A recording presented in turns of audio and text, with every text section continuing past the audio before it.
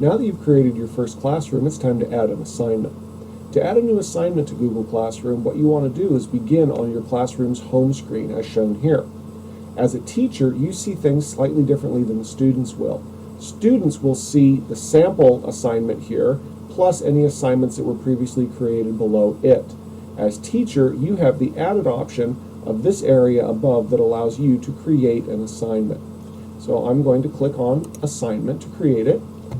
You then want to create a title for the assignment. You could add a short description of the assignment if you desire. You can change the due date. Notice that the default due date is 1 day after the assignment was originally created. You can even choose a time of day that the assignment is going to be due. If you choose a time of day, please be warned that any students who try to submit after that time will be marked as late. This does not actually create an assignment for the students because you haven't given them anything to do. So at this point, you need to make sure to upload or include a file with student work, instructions, whatever it is you actually want the students to do. Google Classroom gives you several options. You can insert a file that lives on your existing laptop or desktop computer. You can associate the assignment with a file from your Google Drive. You could even upload a YouTube video link that would allow the students to view something that you would like them to see. Or you can insert a hyperlink that will take the students out to some other website of your choice, perhaps for a web quest or something along those lines.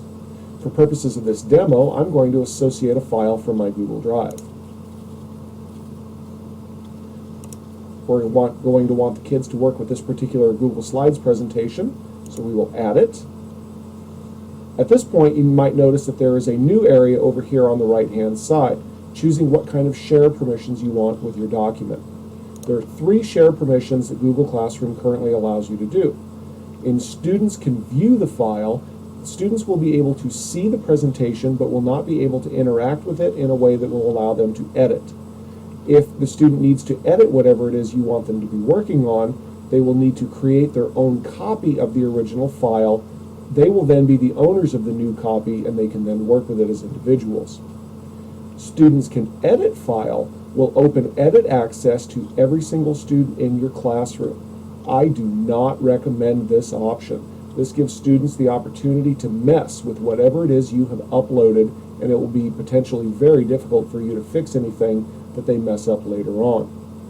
A relatively recent addition to the Google Classroom suite is make a copy for each student. What this option will do is take your original presentation, Google document, or whatever it is that you've uploaded, and when the student clicks on it, it will automatically create a new copy of the original file for that student in his or her classroom.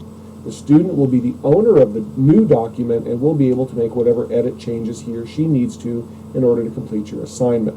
So this is my recommended way of having students interact with your material if it's something that the students will need to work on or do, as opposed to perhaps just view a video or a presentation that they missed in class. So I'm going to click Make a Copy for my students. I still have not told the students what I want them to do with the original document, Intro to Google Classroom. One way to do that would be to embed a slide in the original presentation called Instructions that tells the students what you want them to do. Another way to do it would be to click in the description area and include a short description of what you'd like the students to do. For instance,